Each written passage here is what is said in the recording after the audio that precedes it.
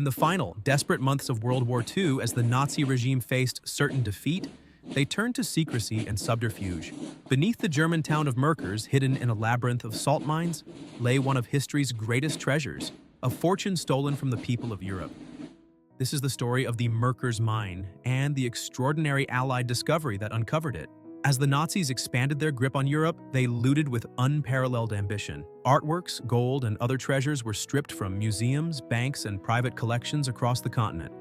But as the war turned against them, these spoils of war became a liability. In early 1945, with Allied forces advancing on all fronts, the Nazis began to hide their ill-gotten wealth in secret locations. One of the most audacious hiding spots was the Merkers salt mine in Thuringia, Germany. Located over 1,600 feet below ground, the Merkers Mine was a natural fortress. Its sprawling network of tunnels stretched for miles, offering the perfect cover for hiding vast amounts of treasure. In early April 1945, soldiers of the 90th Infantry Division, part of General George S. Patton's Third Army, arrived in the small town of Merkers. The town was just another stop on their relentless push into the heart of Nazi Germany. But then came a tip that changed everything. Local residents, possibly forced laborers working in the mine, reported that the Nazis had been transporting sacks of gold and other valuables deep into the tunnels. Acting on this intelligence, the Americans began their investigation. On April 7, 1945, soldiers descended into the cold, dark depths of the mine.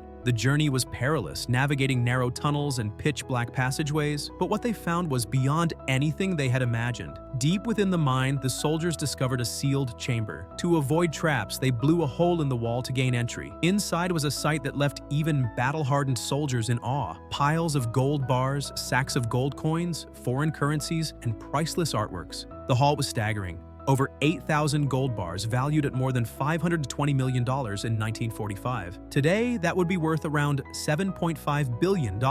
Among the treasures were masterpieces by artists like Rembrandt and Van Dyck, stolen from private collections and museums across Europe. The discovery was not just a triumph of war, it was a symbolic victory for the countless victims of Nazi looting. But it also raised new questions. Where had the rest of the treasure gone? Despite the monumental find, historians estimate that this was less than half of the treasure the Nazis had looted. Where was the rest of the gold? Some theorize that additional caches were hidden in other mines or secret locations. Others believe that the treasure had been smuggled out of Germany or dispersed by fleeing Nazi officials. To this day, the mystery of the missing gold remains unsolved. Did some of this gold fund escape routes for high-ranking Nazis? Or was it quietly absorbed into the post-war global economy? Or is it divided between US troops or the government? These questions continue to intrigue and perplex historians. Today, the Merkers Mine serves as a museum and historical site, known as Erlebnisbergwerk Merkers. Visitors can walk the same tunnels where the treasure was discovered and learn about the Allied efforts to recover the looted wealth. The mine stands as a strong reminder of the human cost of war and the resilience of those who fought to uncover the truth. It also poses an enduring challenge to future generations to continue searching for answers and ensuring that history is not forgotten. The story of the Merkers Mine is not just about gold, it's about the secrets that history leaves behind. As we delve into the past, we uncover lessons not just about war, but about the value of justice and accountability. If you enjoyed this journey into the shadows of World War II, don't forget to subscribe.